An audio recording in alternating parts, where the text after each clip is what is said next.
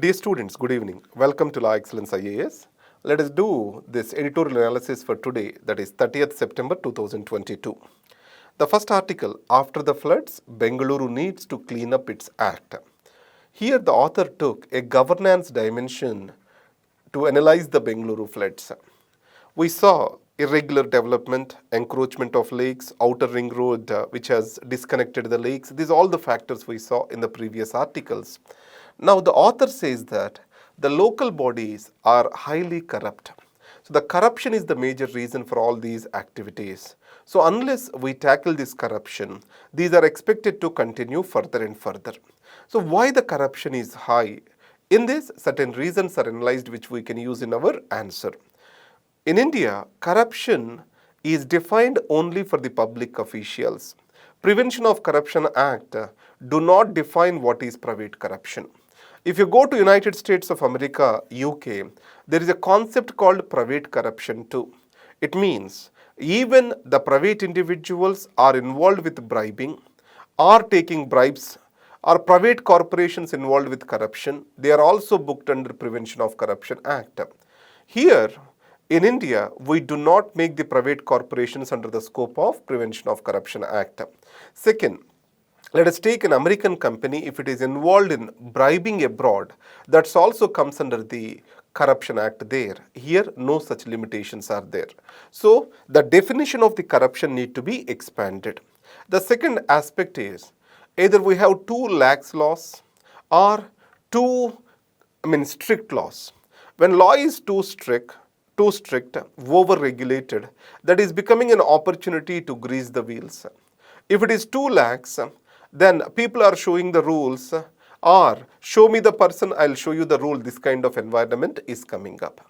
So, multiple laws which do not have the clarity is the major problem in the context of India. How to tackle this? There are 3 points which are being given. Understand, the process is the major reason for corruption. When the process is complex, obviously, to move the file across the various stages, corruption is high. From time to time, we have to revise these particular processes. Business process re-engineering, we call it as. Second is, people when they complain and when action is taken, obviously, people will come forward to report about corruption. Today, there is no genuine protection to the whistleblowers. So, genuine whistleblower protection is necessary.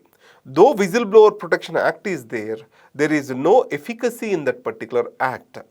Third thing is, ethical behavior need to be built into the people, and it has to be an act of long term.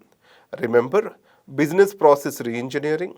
Second is genuine protection of the whistleblowers. These are the two critical points you have to take forward. And one statement, especially from the interview perspective, most of the times, how you handle corruption. The students say e-governance systems as an easy solution to fight the corruption. There is a beautiful point which is stated in this article is this. E-governance will not automatically solve the problem of corruption. They just shift the locus of corruption from one place to the other place. Let us take Dharani is there in Telangana. The locus of the corruption after Dharani got shifted from the registration office to the data entry operator. So, e-governance cannot totally eliminate the corruption. That is the point which we need to take into consideration. Proactive vigilance and reactive action or corrective action, these are the two things we need to keep in mind towards correcting the corruption. How much India prop up the rupee? You know that the rupee is going through a free fall. To arrest this free fall, RBI has come into action and it has spent close to $94 billion from its kitty. That clearly shows that RBI's action was able to stop rupee's free fall to an extent. But to what extent RBI can help the rupee? This is the question before us. Now, how the UPSC can ask this particular question? What are the steps which are to be taken to control the depreciation of rupee? Identify the correct statements below. Something kind of this question will be asked to you. In this case, when there is a rupee free fall or depreciation of rupee, what are the consequences? Imports becomes expensive, exports becomes cheaper, and exports also increase. It is better for the exports actually, rupee depreciation. And second, when our external debt is high, the external debt becomes very costly for us due to rupee depreciation. And the third factor you need to understand is, when this rupee depreciation is happening, why is it happening now? In the United States of America, the interest rates are increasing. When interest rates are increasing, the investors wants to take the money back and deposit in US. So because it is giving more returns to them there. Or they might have borrowed the money from their hand, invested in India for higher returns. As the interest rates are increasing, there is flight of capital from India to US. So it is not only happening in India, across the world it is happening. And also uncertainties, fears of recession, all these are also factors for that. So in this case, what we have to do? We have to increase the supply of dollars, decrease the availability of rupee. Or how to increase the supply of dollars? Whatever the imports we are making, let's take, we are importing oil, petroleum or gold. In this case, what is the merit good? Oil, petroleum is necessary for our energy security. But gold imports are precious metals, these can be decreased. And second thing, interest rates we can match to the United States of America so that the people will still feel this is a favorable ground for them. And remittances, we have to liberally encourage the remittances coming from abroad. Along with that, the foreign portfolio investments, they shall be allowed to invest for time being in the short-term government bonds. When they invest, obviously the dollar supply is going to increase. And RBI is already taking its action to arrest the volatility. But there are two factors RBI need to take into consideration. One is the forex is not available unlimited. So the forex has to cover our import bill. It means that we have to pay to the importer from our forex. So RBI cannot use its forex beyond a point. In these circumstances, what are the two factors RBI has to monitor? One is, what is its short-term debt payment obligations? What is a short-term debt? A debt less than 1 year, we call it as short-term debt. So do we have sufficient reserves to meet this short-term debt or not? Second is, how many months of imports will be covered by the existing forex reserves? These are the two factors RBI has to monitor.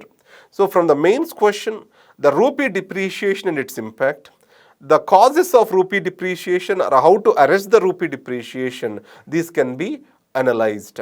From the prelims perspective, what is the impact of rupee depreciation? Can be a question which was asked before, can be asked tomorrow. Sledgehammer style.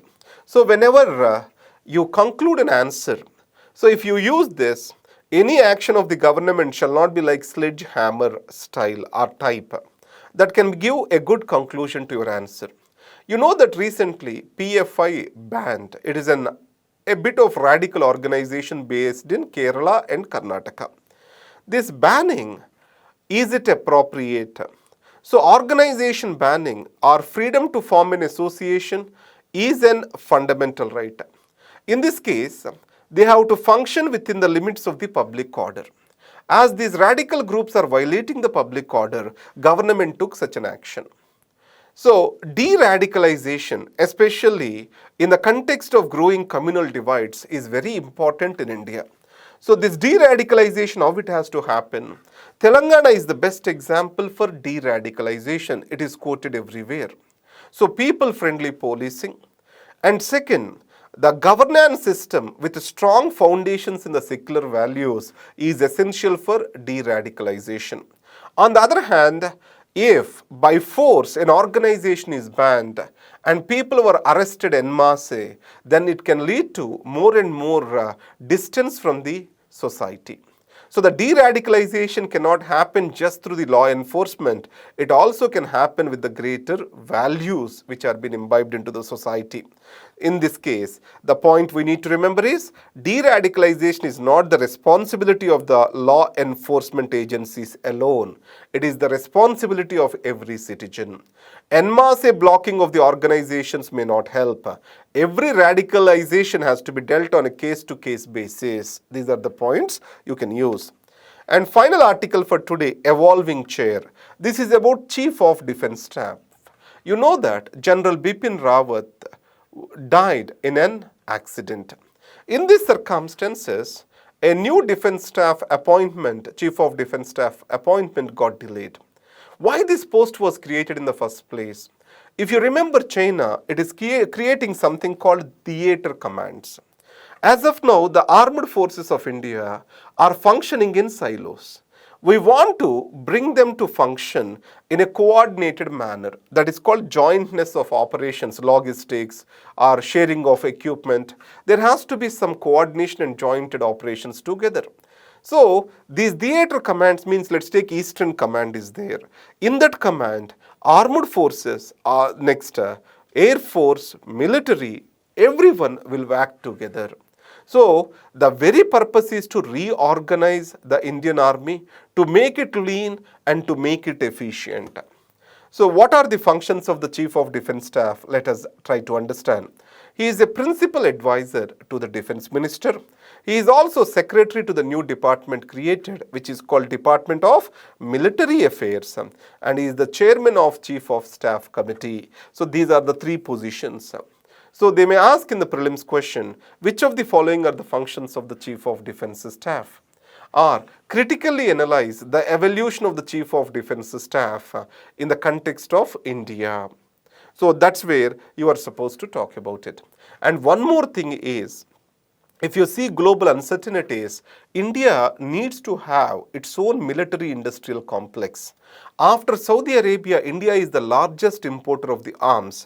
This military industrial complex, if we are not self-sufficient, tomorrow we don't know how these global affairs will evolve. So another function the Chief of Defence Staff has to critically look into is development of indigenous technologies and also the military industrial complex over here. These need to be understood. Thank you very much. Have a